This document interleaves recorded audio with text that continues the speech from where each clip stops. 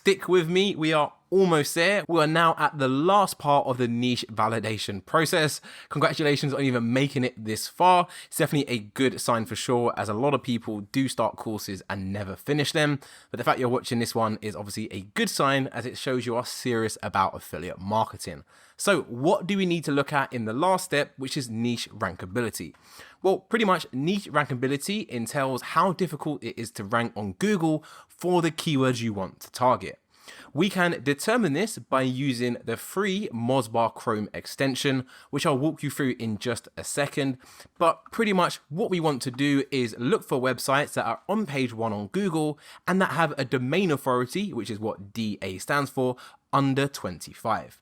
Now, the reason why we want to look at domain authority under 25 is because domain authority pretty much tells us how powerful that website is, right? How authoritative that domain is. If we can see websites on page 1 that are less than DA25, then that is a very, very strong indication that we can also rank for this keyword, as domain authority 25 really isn't that high. Of course, if you are good at SEO and you're really confident in your SEO skills, then you can go for a higher domain authority rating. However, if you're completely new to SEO, then I recommend you go with 25 and under. And like I said at the start, if you're not going to be using SEO as your traffic source to generate affiliate commissions, then you don't really need to pay attention too much to this specific video. So let's head over to my browser and I'll give you another real-time walkthrough, as once again, I don't just want to cover the theory, I want to give you a real-time practical walkthrough as well. Here is the Mozbar Chrome extension. All you need to do is go over to Google, type in Mozbar Chrome extension. It's going to be this one right here at the top. Give it a click and then get it installed to your Google Chrome extensions. And by the way, to use the Mozbar, you will need to create an account with Moz. So again, if you just go into Google and type in Moz, it will be this one right here, moz.com. Just pretty much sign up, create an account, and then that is linked to your Mozbar Chrome extension. It is completely free to create an account with Moz, by the way. You don't need any of the paid solutions just to use the Mozbar. So once you've got the Mozbar installed, it's going to look like this. If you don't see it in your browser, it's most likely going to be hidden. So just click this little puzzle icon, find where it is, and then click the pin, and then that will pin that to the front of your Chrome extension. So I already have my Mozbar pinned. So the next step we need to do is pretty much Google one of our keywords and see what websites are on page 1. So let's go with our first one. We had best outdoor tents.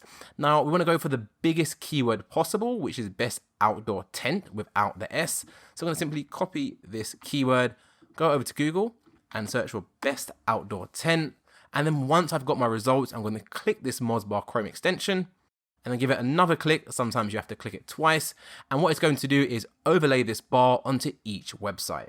So on the right hand side, you can see it says DA. That is a domain authority metric I was referring to. And we can see the website in position 1 has a domain authority of 45, which is a little bit high, right? It's over our 25. However, let's keep on scrolling down to see if we find any less authoritative websites.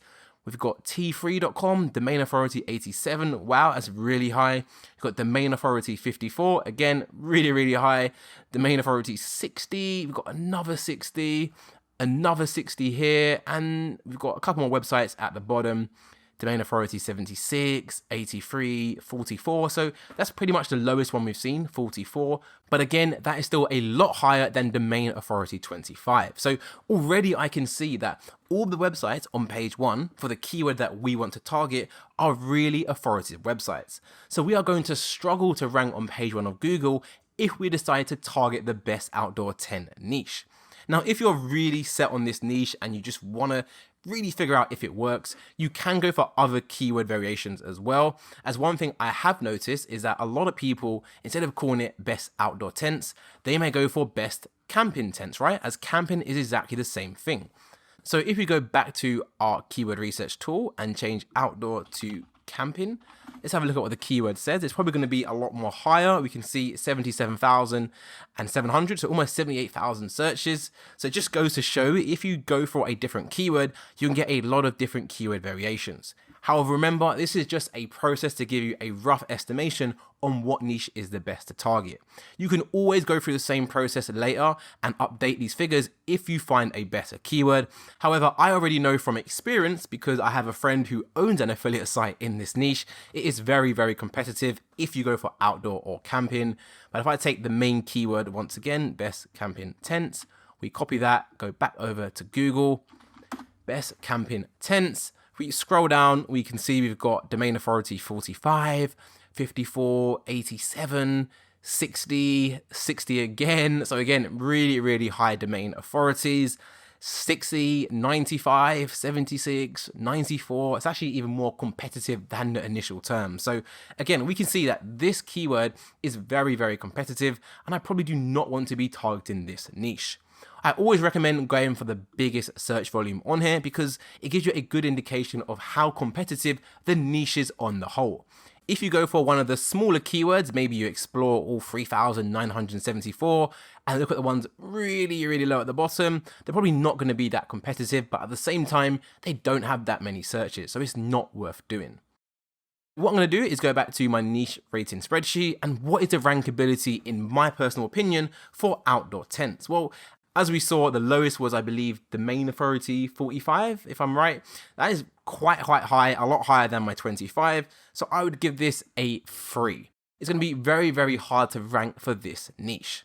So we'll do exactly the same thing for table saws. Let's go ahead and actually delete these gaps because it looks a little bit messy. Let's just keep it nice and clean. So table saws, again, find out the biggest search keyword, which we already discovered from the previous video, was best table saw. So I'm going to copy that keyword.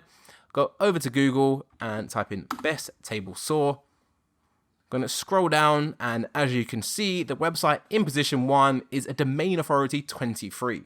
So the site that ranks number 1 for the biggest keyword that we want to target is under domain authority 25. This is a really, really good sign, especially if the site's number 1. Below that, we've got domain authority 45. Then we've got domain authority 28. So again, a pretty decent number. 28 isn't too high over 25. So again, this is definitely doable. We've got a 76, so quite a high one right there. Then we've got domain authority 11, super, super low. That's literally less than half of what I recommend. Then we've got a 37, a 42. We've got another 22. So again, another really weak website on page 1. I think we've got a couple more at the bottom, or just one more, domain authority 31. Again, that's not even much higher than the 25. So as we are seeing multiple websites on page 1, all below domain authority 25, this is a really, really strong sign that this is a good niche to go after, as I'm very confident that I can rank for this keyword. And one thing I just want to clarify, as I did used to get a lot of questions in relation to this, is, Josh, how many domain authority under 25 sites should I see? Well, pretty much as long as you see one, that is a good enough indication, right? Because if one weak website can make it onto page 1, then there's no reason why you can't make it onto page 1 as well. The more weak sites you see, the better. So again, now we have all this information and data to our hands, let's go back to our niche rating spreadsheet and rate the niche rankability out of 10. So as we saw, lots and lots of websites on page 1 under 25, and we saw a couple not too much over 25, and in addition, the website that ranked number 1 was under 25. This is a really promising sign. So I'm going to give this a niche rankability of number 8. So there we have it. We have now filled in all 4 columns of our niche rating spreadsheet. We can see the total rating for both niches. So for outdoor tents, we have a total rating of 12. This is actually out of 40, as we have 10, 10, 10, and 10 here, which is obviously 10 plus 10 plus 10 plus 10 is 40. And for table saws, we have a niche rating of 30 out of 40. Clearly, table saws is the better niche we should be targeting. And ideally, as a rule of thumb, you want to go for a niche that at least has a niche rating of 20 and above, which you can see from my note I've put here. So even if I didn't have table saws, let's imagine I had another niche and it was, maybe 15, I wouldn't even target any of these niches. I would go back to step 1, list out some more niches, and then go through the process again. I know it does take a lot of time, but it's really important you invest the time required, as this is literally make or break when it comes to building out your site.